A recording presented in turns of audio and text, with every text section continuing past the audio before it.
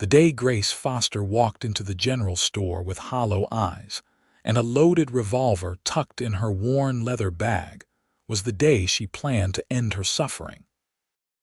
It was August 1878 in Enid, Oklahoma Territory, and the sun beat down mercilessly on the dusty Main Street, mirroring the relentless ache that had consumed her heart since tuberculosis claimed her husband Thomas 6 months prior. She moved through the store mechanically, purchasing rope she did not need, candles she would never light, and writing paper for letters she had no desire to pen. The shopkeeper, old Mr. Henderson, watched her with concern creasing his weathered face, but Grace avoided his gaze, keeping her bonnet low and her words sparse. Outside, she nearly collided with a broad-shouldered man leading a magnificent chestnut stallion. Strong hands steadied her before she could stumble backward, and when she looked up, she found herself staring into warm brown eyes that seemed to see straight through her carefully constructed facade. "Pardon me, madam," the man said, his voice deep and genuine. "Are you all right?" Grace pulled away quickly, clutching her parcels. "I am fine, thank you." But she was not fine, and they both knew it. The man tipped his hat, a quality Stetson that marked him as someone of means. "The name is Bennett Oliver. I own the ranch about 5 miles west of town. If you ever need anything, my door is always open to neighbors." She nodded curtly and hurried past him, her heart pounding.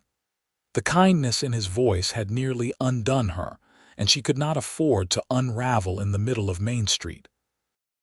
Grace made her way to the small cabin she had once shared with Thomas, the home they had built together with dreams of raising children and growing old side by side. Now it felt like a tomb, filled with his absence and her despair. Inside, she set down her purchases and pulled out the revolver. It was Thomas's gun, kept clean and oiled out of habit. She had never fired it, had never wanted to learn, but she knew the basics. Point and pull the trigger. Simple. Final. She sat at the kitchen table, the same one where they had eaten countless meals, where Thomas had held her hand and promised they would weather any storm together. But he had left her behind, and Grace could not find the strength to face another day in a world without him. Her hand trembled as she picked up the gun. She thought of Thomas's smile, the way he used to call her his morning star, the plans they had made.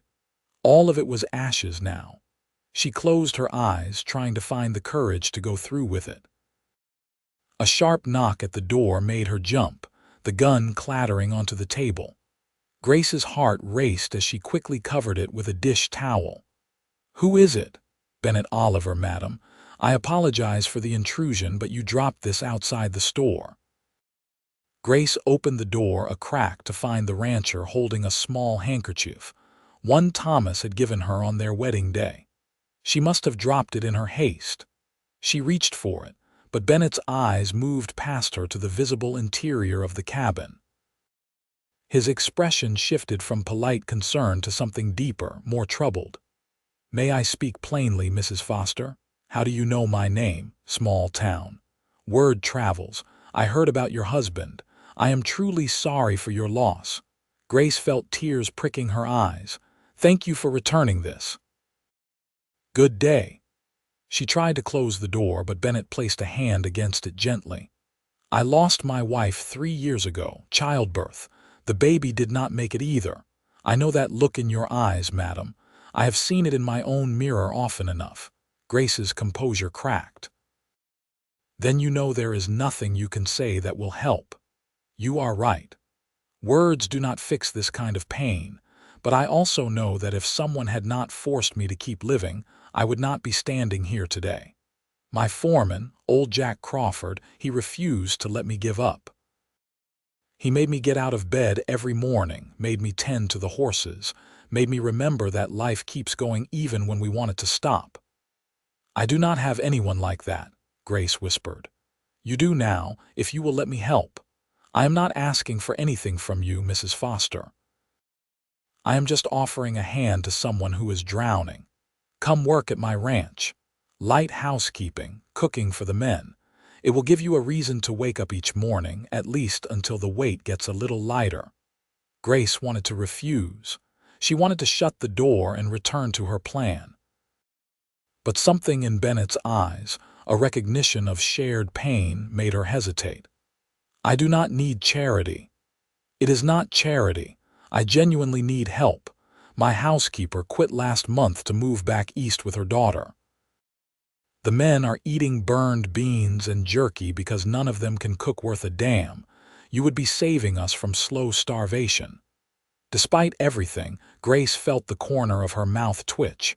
It was not quite a smile, but it was something. "I do not know. Tell you what. Come out tomorrow morning, see the place. If you hate it, you can leave, no hard feelings, but give it one day. That is all I am asking. One day." Grace looked back at the table where the gun lay hidden. One more day, she could manage one more day. All right. One day.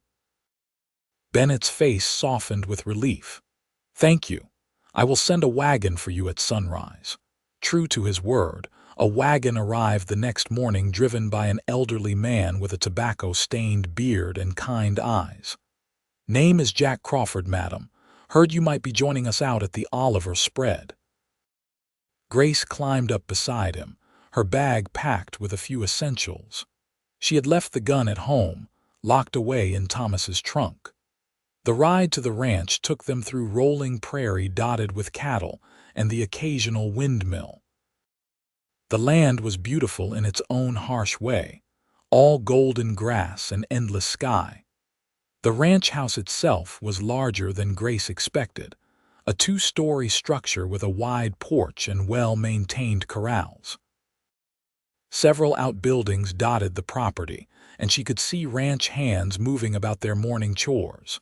Bennett emerged from the barn as they pulled up, wiping his hands on his work pants. "Mrs. Foster, welcome. Let me show you around." The house was clean but clearly lacking a woman's touch. The kitchen was spacious with a good stove and plenty of storage. The sitting room held comfortable furniture, but no decorations or warmth. Bennett showed her the downstairs bedroom that would be hers if she stayed. A sunny room with a window overlooking the eastern pastures. The men eat breakfast at 6, lunch at noon, and dinner at 6 in the evening. There are 12 hands including Jack. They are good men, respectful. Any trouble, you come straight to me. Grace walked through the kitchen, running her hand along the counter. It was a beautiful space, much larger than her cabin.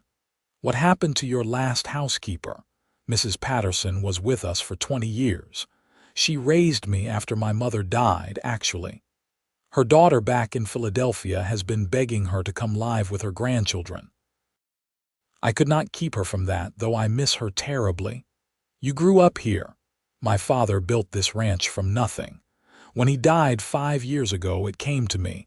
My wife and I were supposed to fill this house with children." His voice grew distant. Life had different plans. Grace understood that pain intimately. "What was her name?" "Catherine. She was beautiful and fierce and funny. We had known each other since we were children. I cannot imagine loving anyone else the way I loved her. Thomas and I were the same, childhood sweethearts. He was my entire world." They stood in silence for a moment, two wounded souls recognizing each other's scars. Finally, Bennett cleared his throat. "Well, the men will be in for lunch in a few hours. The pantry is well stocked. Think you can manage something better than Jack's beans?" Grace found herself nodding. "I suppose I could try." And so she did. She made a hearty stew with beef and vegetables, fresh bread, and apple pie from preserves she found in the cellar. When the men filed in at noon, the response was immediate and enthusiastic. They thanked her profusely, and Jack actually had tears in his eyes as he ate the pie. "Madam, if you do not take this job, I will beg you myself," one young hand said, earning laughs from the others. Grace felt something stir in her chest, something that had been dormant for months. It was not happiness, not yet, but perhaps it was purpose. These men needed her. The work needed her. It was not the same as being needed by Thomas, but it was something to hold on to. After the men returned to work, Bennett found her washing dishes. "So, what do you think? Can you stand us for more than one day?" Grace dried her hands carefully. "I suppose I could give it a trial period. A week, perhaps. A week is a start." "Thank you, Mrs. Foster. You can call me Grace given the circumstances. Only if you call me Bennett." She nodded, and thus began an arrangement that would change both their lives forever. The first week turned into 2, then a month. Grace fell into a routine that kept her busy from dawn until dusk. She cooked and cleaned, mended clothes, and organized the chaotic pantry. The work exhausted her, but that was good.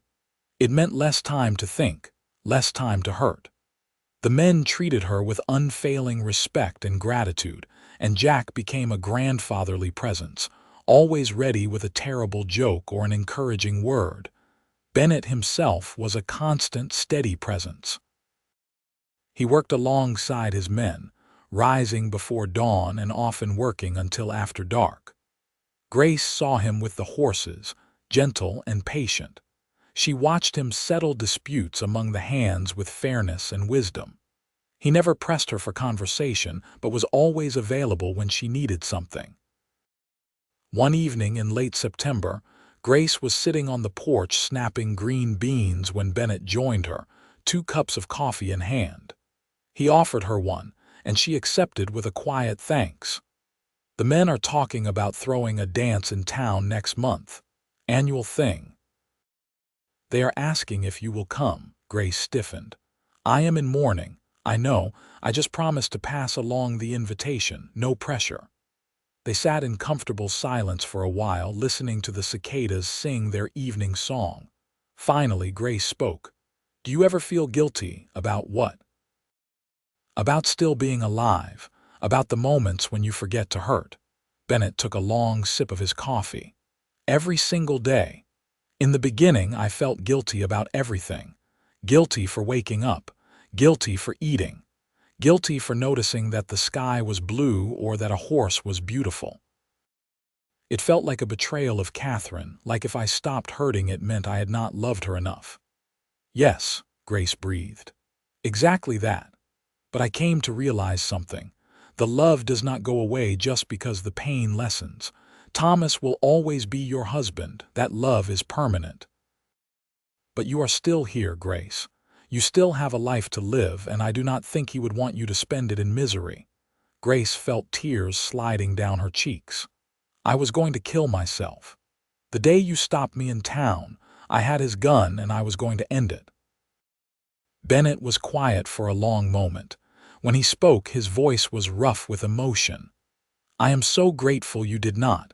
For what it is worth, I am truly grateful you are here." "So am I," Grace admitted. "I did not think I could say that again, but I am. Some days are still unbearable, but others are almost bearable, and that is progress. That is all we can ask for, one bearable day at a time." As autumn deepened into winter, something shifted between Grace and Bennett. It was subtle at first, barely noticeable. A lingering glance. A smile that reached their eyes. Conversations that stretched longer into the evening. Grace found herself looking forward to seeing him each morning, and the disappointment she felt when ranch business took him away for a few days surprised her with its intensity. She felt guilty about it, of course. Thomas had only been gone 9 months. What kind of woman developed feelings for another man so soon? But Bennett understood her in a way no one else could. He had walked through the same fire and survived. He knew when she needed space and when she needed company. He never pushed, never demanded, just existed as a steady, comforting presence in her reconstructed life. In December, a fierce snowstorm trapped everyone on the ranch for 3 days. The men bunked in the bunkhouse, keeping the fires going and the animals tended as best they could.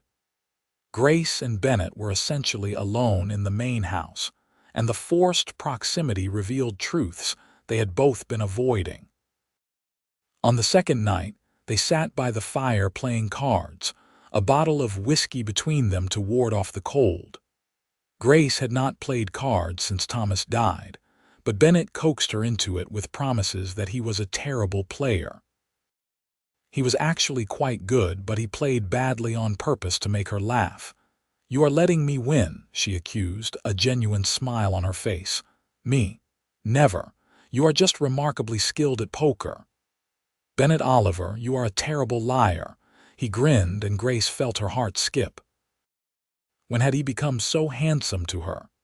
His smile, the way his eyes crinkled at the corners, the strength in his hands as he shuffled the cards. She looked away quickly, guilt flooding her. "Grace, what is wrong?" "Nothing. I am just tired." "You are a terrible liar, too." She laughed despite herself. "I suppose we are well matched then." The words hung in the air between them, heavy with unspoken meaning. Bennett set down the cards. "Grace, can I say something that might be overstepping?" Her heart pounded. "All right. I think Thomas was a very lucky man to have been loved by you. I think he would want you to be happy. And I think maybe, possibly, you are starting to let yourself be happy again, and that is a beautiful thing." "I feel guilty about it," Grace whispered. "About finding joy in anything. About laughing, about looking forward to things, about—" She stopped, unable to finish. "About feeling something for someone else." Grace met his eyes, and the understanding there nearly broke her. "I loved him so much, Bennett. I still love him. I know you do. I still love Catherine. But she is gone, and I am here, and so are you. That does not make us disloyal. It makes us human. I do not know if I am ready for this, for whatever this is becoming." Bennett reached across the table and gently took her hand. It was the first time he had touched her beyond helping her from a wagon or handing her something. His hand was warm and calloused and solid. "We do not have to rush anything. We do not have to define anything. We can just be two people who understand each other, who care about each other, and see what happens. No pressure, no expectations." Grace turned her hand over, interlacing her fingers with his. "That sounds almost manageable, almost bearable," she smiled through tears. "Almost bearable." They sat like that until the fire burned low, neither willing to break the connection. It was not a declaration of love, not yet, but it was a beginning. As winter gave way to spring, the ranch came alive with new growth and new life. Calves were born, horses were trained, and the land itself seemed to shake off the cold and embrace possibility. Grace felt the same transformation happening within herself. The grief was still there, would always be there, but it no longer defined every moment of her existence. She and Bennett grew closer, though they were careful to maintain propriety. The hands surely noticed, but no one said anything. Jack, in particular, seemed pleased, often engineering situations where Grace and Bennett would be alone together. An errand to town that required both of them. A fence line that needed checking right when Grace finished preparing lunch. The old foreman was not subtle, but he meant well. In April, Bennett asked Grace to accompany him to check on a line shack in the northern pasture. It was a full day's ride, and they set out early with packed lunches and bedrolls in case the weather turned. The spring day was glorious, warm but not hot, with wildflowers carpeting the prairie in brilliant colors. "I have not been on a horse in years," Grace admitted as they rode. Thomas was afraid of them, actually. He walked everywhere or used the wagon. "You are doing wonderfully. You have a natural seat." They checked the line shack, a small one-room cabin used by hands during roundup.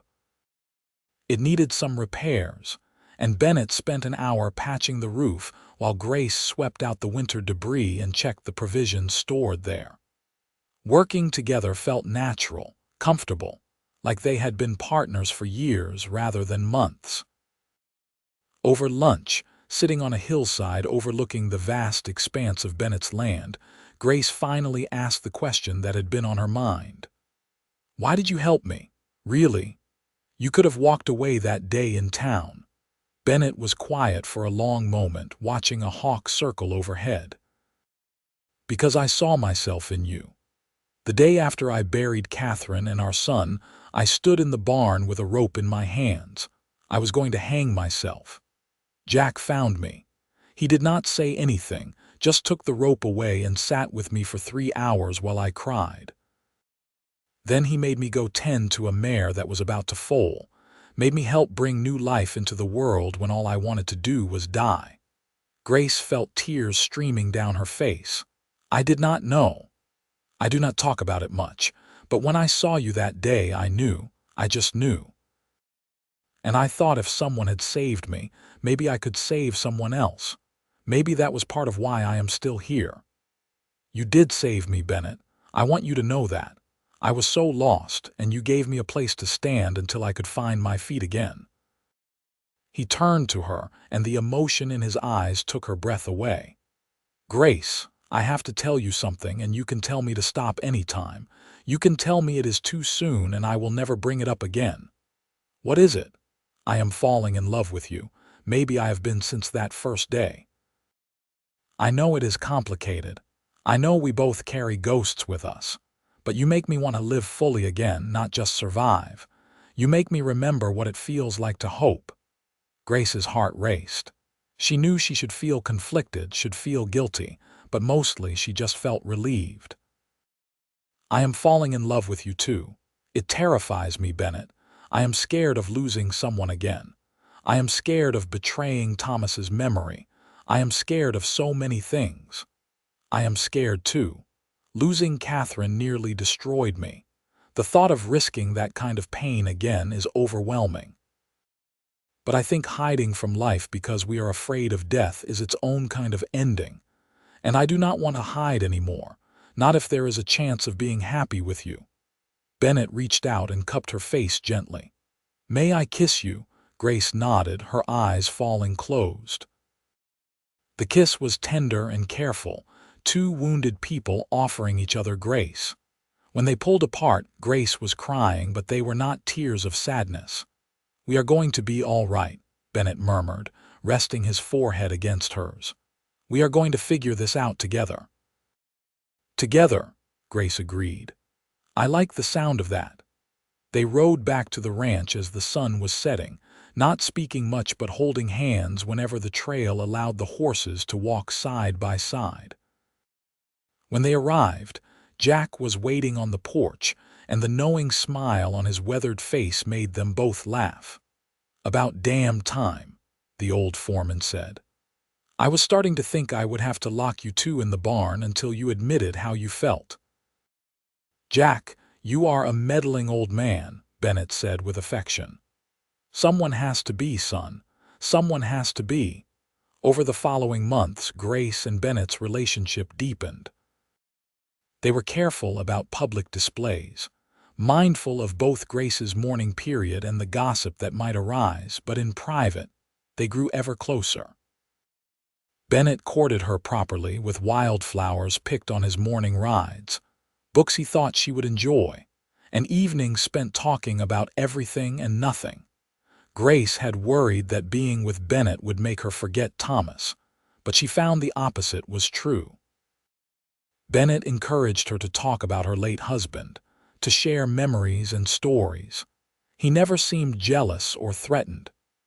In turn, Grace learned about Catherine, about her love of music and her terrible cooking, about the way she could make Bennett laugh with just a look.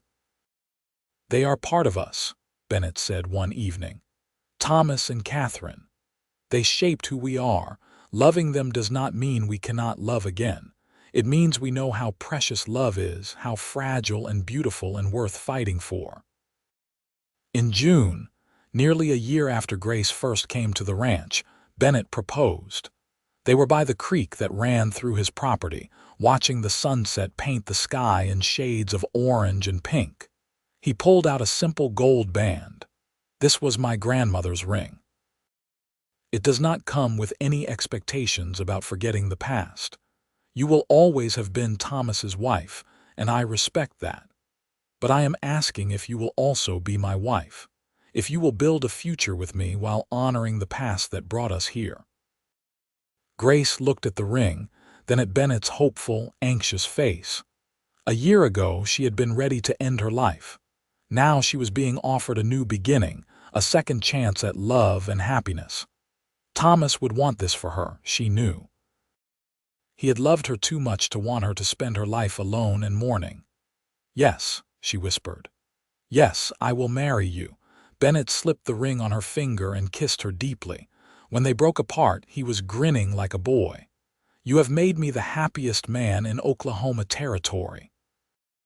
You have made me believe in happiness again." They married in August 1879, exactly 1 year after their first meeting. It was a small ceremony in town with just Jack, a few of the ranch hands, and some townsfolk attending. Grace wore a simple blue dress rather than white, feeling it was more appropriate given her circumstances. Bennett wore his best suit and could not stop smiling the entire day. That night, in the bedroom they would now share, Bennett was gentle and patient, understanding that while Grace had been married before, this was in many ways a new beginning for her. They took their time, learning each other, creating new memories while respecting the ones they carried. "Are you all right?" Bennett murmured, brushing hair from her face. "More than all right. I feel alive again, Bennett. Really, truly alive. Good, because I plan on spending the rest of my life making you happy." "That sounds like a very good plan." They fell asleep tangled together. Two people who had found each other in the darkness and chosen to walk toward the light together. The first year of their marriage was an adjustment. Grace had to become accustomed to thinking of herself as Bennett's wife, to sleeping beside someone new, to small intimacies that were different from what she had known with Thomas. There were moments when grief would overwhelm her unexpectedly, when a scent or a phrase would remind her of what she had lost. Bennett weathered these storms with patience and understanding, never making her feel guilty for her tears. Similarly, Grace learned to recognize when Bennett was having a difficult day, when memories of Catherine weighed heavy on his heart.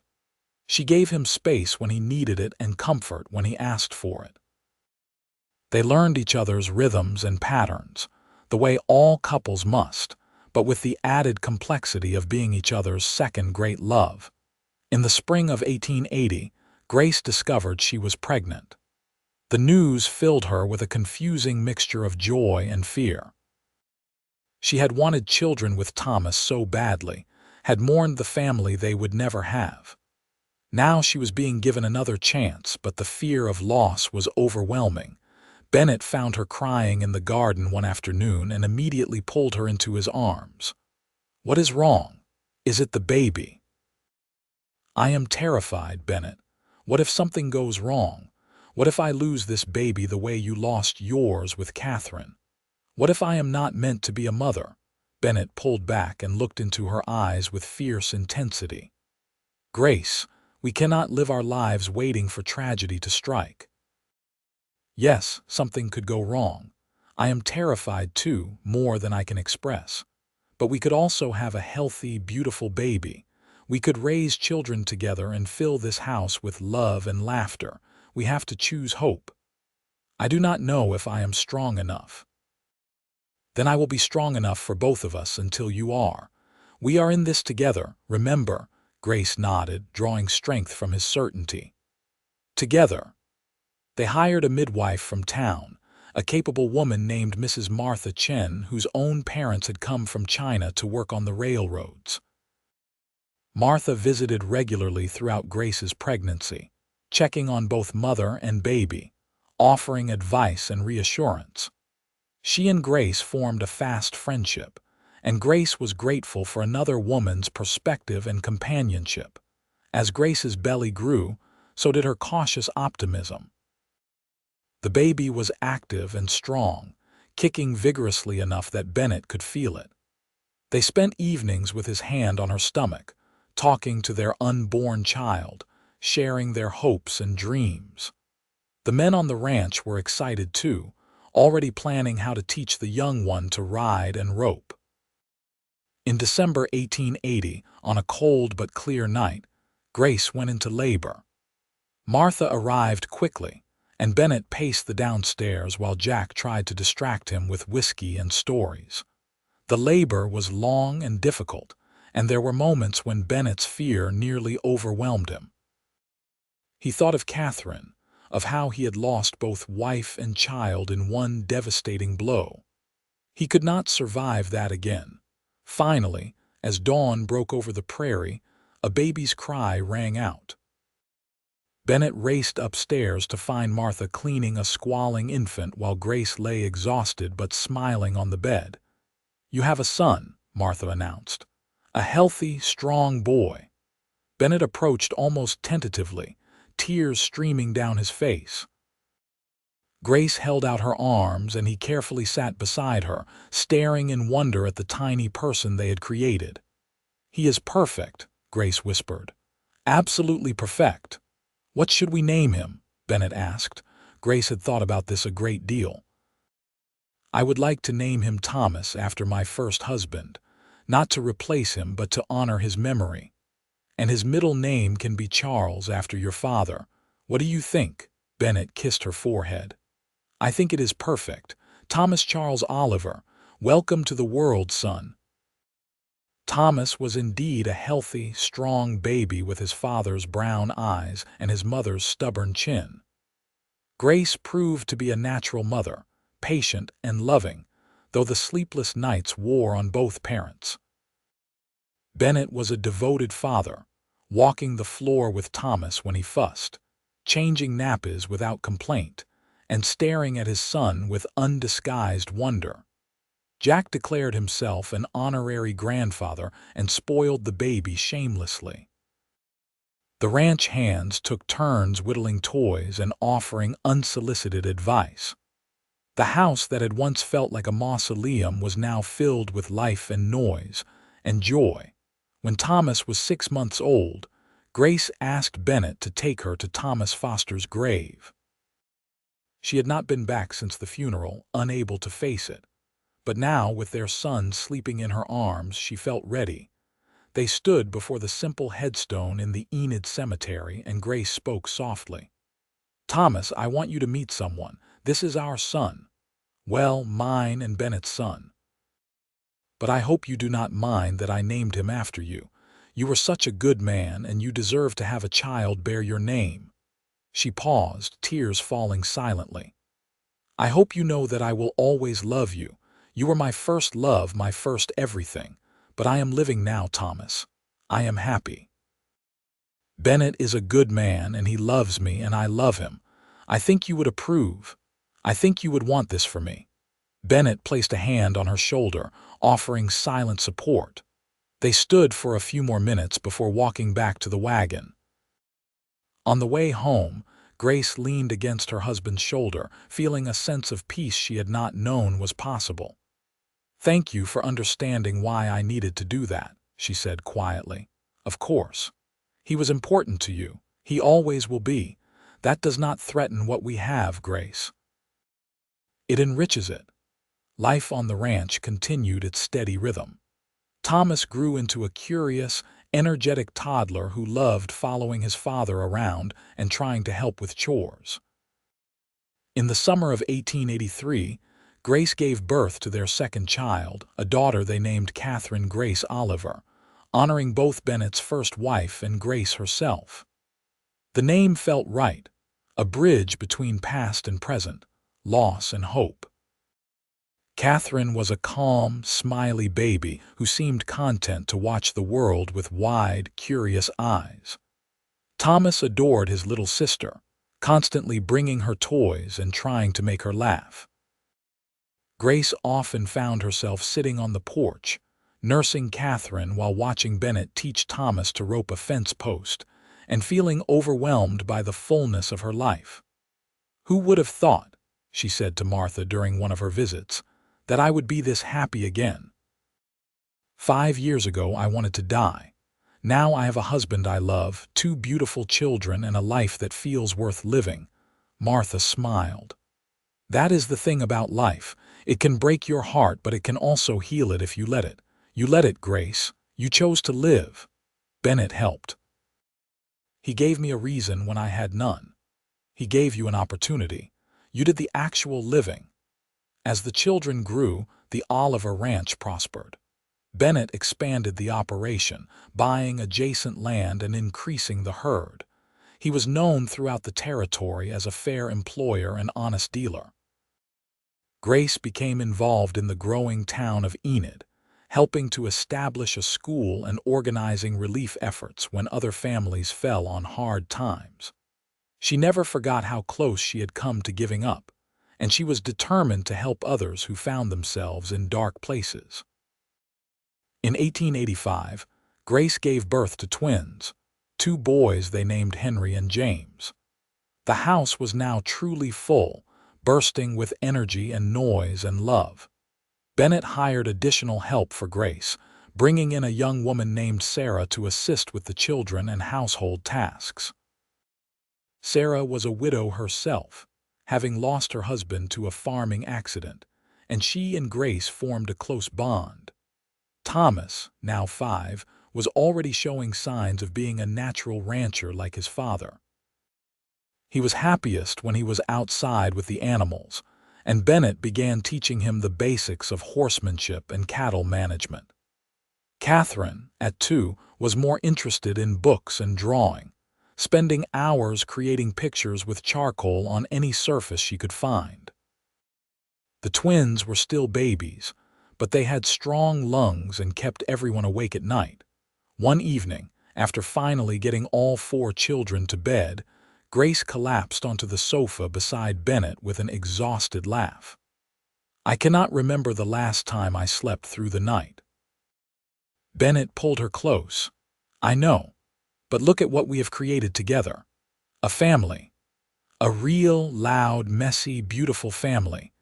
Grace looked around the room at the toys scattered across the floor, the drawings Catherine had taped to the walls, the small boots lined up by the door. "I never thought I would have this. After Thomas died, I thought my chance at a family died with him. And I thought the same after losing Catherine. But here we are, exhausted and covered in baby spit and happier than we have any right to be. I love you, Bennett Oliver. Thank you for not giving up on me." "I love you too, Grace Oliver. Thank you for choosing to live."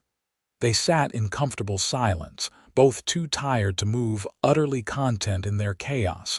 The years that followed were full and rich.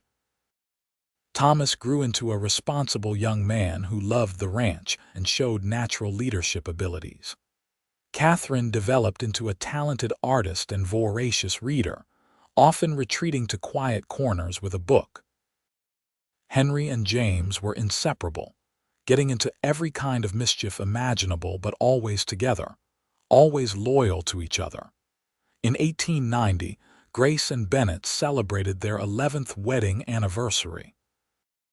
The children organized a surprise party with Jack's help, decorating the house with wildflowers and Catherine's paintings. The ranch hands came up for cake, and there was music and dancing until late in the evening. As Grace danced with her husband under the stars, she thought back to that desperate woman who had walked into the general store with a gun in her bag. She seemed like a different person now, someone from another lifetime. "What are you thinking about?" Bennett asked. "About how far we have come. About how grateful I am that you saw me that day, really saw me, and refused to let me disappear." Bennett's arms tightened around her. "I almost missed you. I almost just tipped my hat and kept walking. Sometimes I think about that, about how different our lives would be if I had made that choice. But you did not. You stopped. You cared. You saved me. We saved each other, Grace. Never forget that." They continued to dance, 2 souls who had found each other in the darkness and built a life filled with light. As the children grew older and more independent, Grace found time to pursue her own interests. She began writing, first just personal journals, but eventually stories and essays. Bennett encouraged her, even buying her a proper desk and fine paper for her birthday. Some of her pieces were published in the territorial newspaper, essays about frontier life and the resilience of the human spirit. Bennett himself became more involved in territorial politics, working to protect the rights of small ranchers and advocating for statehood for Oklahoma. They made a good team, both committed to making their corner of the world a better place. In 1895, Thomas, now 15, saved a neighboring rancher's daughter from a spooked horse. The girl, Anna Peterson, was grateful and perhaps a bit smitten. Grace watched her eldest son with paternal interest, seeing the man he was becoming. He had Thomas Foster's kindness and Bennett's strength, a good combination. Catherine, at 13, had started teaching art to younger children in town, setting up a small studio in one of the empty storefronts. She had inherited her mother's compassion and her father's business sense. The twins, now 10, were finally starting to develop distinct personalities. Henry was studious and interested in law, while James wanted to be a veterinarian, fascinated by animal medicine. One autumn evening, with the children variously occupied with homework and chores, Grace and Bennett took a rare moment alone to ride out to their favorite spot overlooking the ranch. The same hillside, where they had first admitted their feelings for each other all those years ago. "Do you ever wonder what Thomas and Catherine would think of us?" Grace asked. "Of what we built together," Bennett considered carefully. "I think they would be happy for us. I think they loved us enough to want us to find joy again, even if it meant loving someone else." "I think you are right. I used to feel so guilty, like loving you meant I had not loved Thomas enough. But I have come to understand that the heart does not work that way. It does not divide love like slices of pie, each person getting a smaller share. It expands. I love you completely, Bennett. And I still love Thomas completely. They are different loves, but both are real. I feel the same about Catherine. She was my first love, the love of my youth. You are the love of my maturity, the person I chose after I understood how precious and fragile life is. Both loves are true. Both matter." They sat watching the sun set over their land, over the home they had built together from the ashes of their grief. The sky blazed orange and pink and purple, painting the world in fire. "I am glad you stopped that day in town," Grace said softly. "I am glad you saw me. So am I. Every single day, I am grateful." In 1898, Thomas married Anna Peterson in a beautiful ceremony at the ranch. Grace cried happy tears as she watched her son pledge his life to the young woman he loved. Bennett stood beside her, squeezing her hand, understanding that she was thinking of another wedding, another Thomas, another lifetime. "He would be so proud," Bennett whispered. "Both of them would be so proud of the children we raised. We did good, did we not? We did very good." Catherine left for art school in St. Louis the following year, breaking her mother's heart but making her incredibly proud. The twins graduated from the local school and made plans for their futures. Henry wanted to study law in Kansas City, while James planned to apprentice with the territorial veterinarian. The house grew quieter as the children left, one by one, to build their own lives. Grace and Bennett found themselves alone together again, much like in those early days, but now with a lifetime of shared memories and deep, abiding love. "It is strange, is it not?" Grace said one evening as they sat on the porch. "We worked so hard to fill this house with family, and now they are all leaving. They will come back. They will bring grandchildren. The house will be full again, just differently." Grace smiled. "Grandchildren, can you imagine? Barely. I still feel too young to have grown children, let alone grandchildren. We are not so young anymore, Bennett. Look at your gray hair." "Look at yours," he retorted, grinning. She swatted at him playfully. Rude. They had aged together, growing gray and weathered, but still strong, still vital. The ranch was thriving. Their children were happy and settled, and they had each other. It was more than either had dared to hope for in those dark early days. Thomas and Anna's first child, a boy they named Bennett Thomas, was born in 1900. Grace held her first grandchild with trembling hands, overcome with emotion. She thought of Thomas Foster, wished he could see this beautiful continuation of his legacy. She thought of Catherine, who had never gotten to hold her own child. The circle of life and death and rebirth felt especially poignant in that moment. "Welcome to the family, little one," she whispered to the baby. "You come from strong stock, from people who loved fiercely and survived hard things. You are going to be just fine." Bennett stood beside her, his arm around her shoulders, looking at the grandson who bore his name. "We have built something lasting, haven't we? Something that will continue long after we are gone. We have. Together, we built a legacy of love and resilience. I think that is the best gift we could give to the future." More grandchildren followed over the years. Catherine married a fellow artist and gave them 2 daughters. Henry married a lawyer's daughter from Kansas City and had 3 children. James married a rancher's daughter and took over a portion of the Oliver Ranch, raising his family in a new house built just over the hill from the main house. Grace and Bennett's golden years were filled with the chaos and joy of grandchildren underfoot. They loved being grandparents, spoiling the children in ways they had not quite allowed themselves to spoil their own. The ranch remained successful under Thomas and James's joint management, allowing Bennett to slowly step back from the day-to-day operations. In 1910, on a warm spring day, Grace and Bennett celebrated their 31st wedding anniversary. Their children threw them a large party, inviting the entire town of Enid, which had grown into a proper city since Oklahoma achieved statehood in 1907. There was food and music and dancing, and Grace found herself surrounded by the life she had built, the family she had created from the ruins of her first dreams. Jack Crawford, now 92 and still ornery, gave a toast. "I have known these 2 since before they knew themselves." I watched Bennett nearly destroy himself after losing Catherine. I watched Grace show up at this ranch more dead than alive. And I watched them save each other, slowly and carefully, building something beautiful from their broken pieces.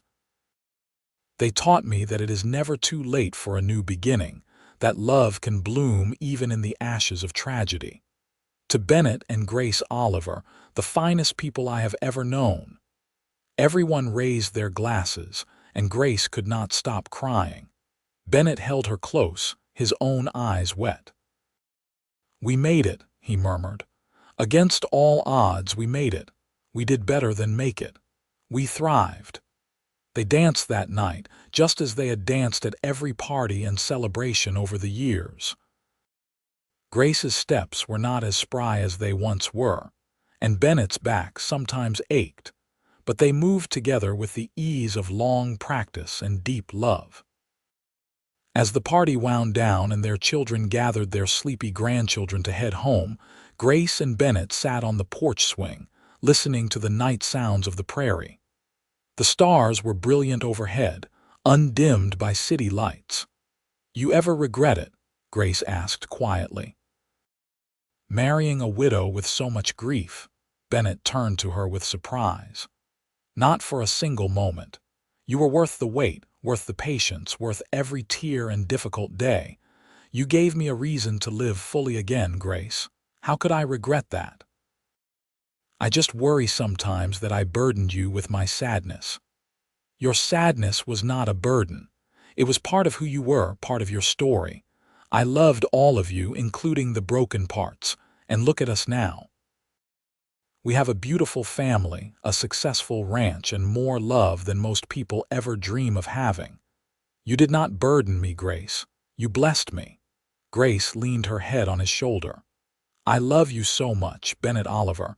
Thank you for seeing me that day. Thank you for refusing to let me give up. Thank you for every day since. I love you too, Grace Oliver. Thank you for choosing life. Thank you for choosing us. They sat in comfortable silence, two people who had survived the worst life could throw at them and found joy on the other side. The wind whispered through the grass, carrying the scent of wildflowers and horses, the smell of home. In 1915, Grace published a book of essays about frontier life, women's resilience, and the nature of grief and healing. It was well received, praised for its honesty and heart. She dedicated it to Thomas Foster, Catherine Oliver, and Bennett Oliver, the three people who had most shaped her life.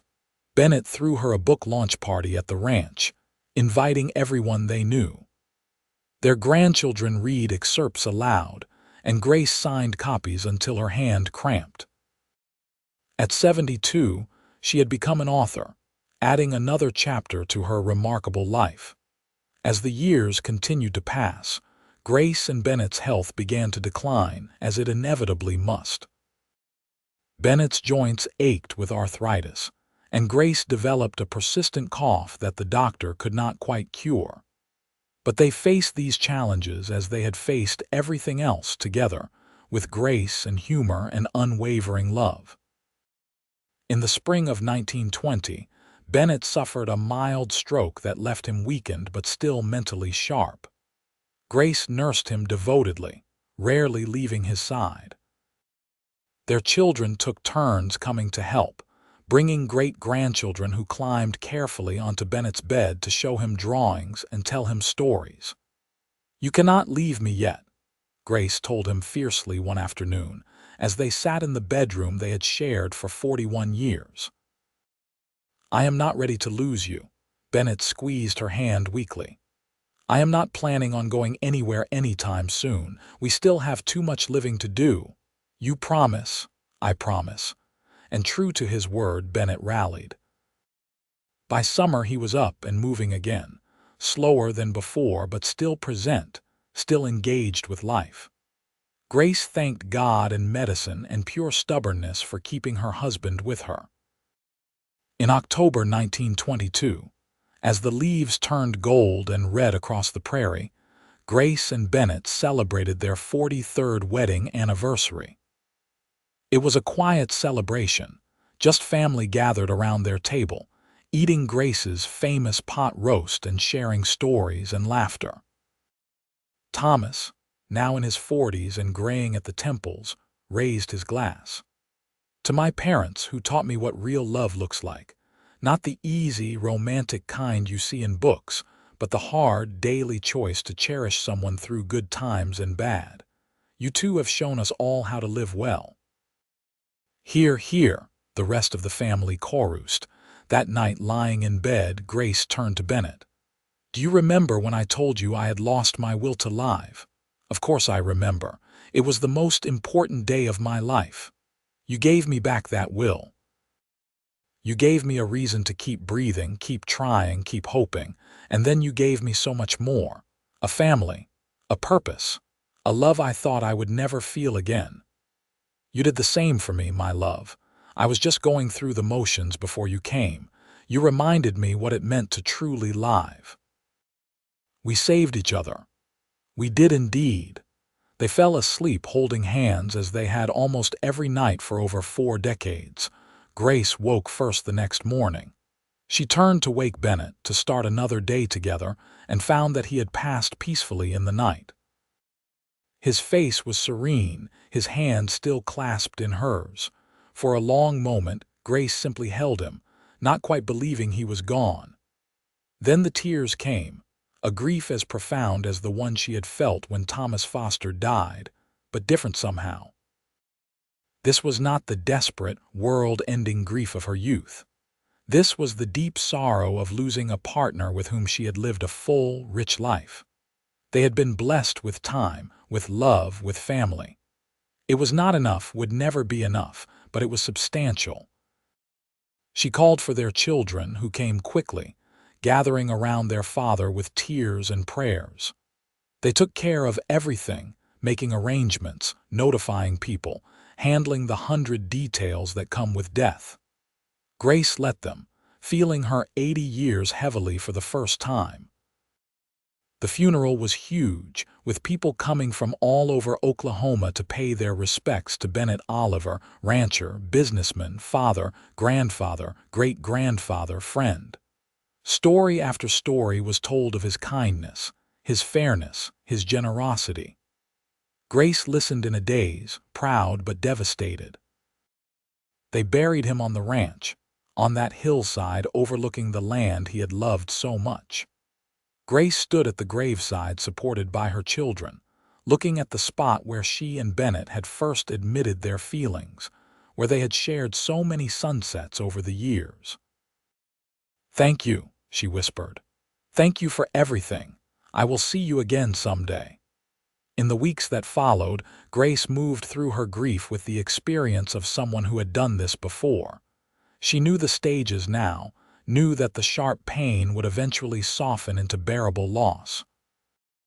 Her children wanted her to move in with one of them, worried about her living alone, but Grace refused. "I am staying in my home, in the house Bennett and I built together. I am not ready to leave him completely." They reluctantly agreed, arranging for someone to check on her daily and help with chores. Grace spent her remaining time organizing her papers and completing a memoir she had been working on for years. She wrote about Thomas Foster, her first great love taken too soon. She wrote about the darkness that had nearly consumed her after his death. She wrote about Bennett Oliver, who had seen her in her worst moment and offered her a lifeline. She wrote about their life together, their children, their triumphs and struggles. She called it The Widow's Second Spring and dedicated it to both the men who had loved her and shaped her life. To Thomas Foster, who taught me what love was, and to Bennett Oliver, who taught me that love could bloom again even in the most devastated soil. You both saved me in different ways. You both made me who I am. Grace lived another 2 years after Bennett's death, seeing one more great-grandchild born, watching her family continue to grow and prosper. She was surrounded by love until the very end, her children and grandchildren taking turns sitting with her, reading to her, holding her hand. On a peaceful spring morning in 1925, Grace Foster Oliver died quietly in her sleep, in the bed she had shared with Bennett for so many years. She was 82 years old and left behind a legacy of resilience, love, and the proof that even the most broken heart could heal if given the chance. They buried her beside Bennett on the hillside, overlooking the ranch they had built together. On her headstone, her family inscribed the words she had requested: Grace Foster Oliver, beloved wife to Thomas and Bennett, mother, grandmother, great-grandmother, friend. She lost her will to live. He gave her a reason. Together they built a life worth living. And though she was gone, the love story of Grace and Bennett lived on in their children and grandchildren, in the ranch that still bore the Oliver name, in the town of Enid where they had been pillars of the community, and in the books Grace had written that continued to inspire readers for generations. They had proven that love could survive the most devastating losses, that second chances were possible, that life could be rebuilt from ruins. They had shown that being broken did not mean being destroyed, that grief did not have to be the end of the story. In the end, Bennett had given Grace a reason to live, and in living, she had given him a reason to truly love again.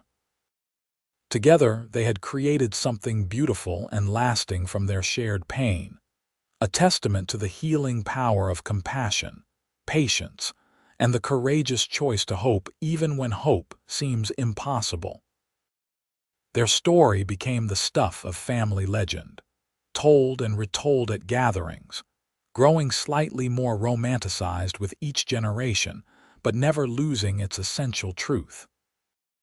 That two people who had lost everything had found each other in their darkest moments and built a love that sustained them through 43 years of marriage, that gave them a family, a legacy, and a happiness neither thought possible. And on that hillside where they rested together, wildflowers bloomed every spring, bright and beautiful and stubbornly hopeful, much like the love story of Grace and Bennett themselves.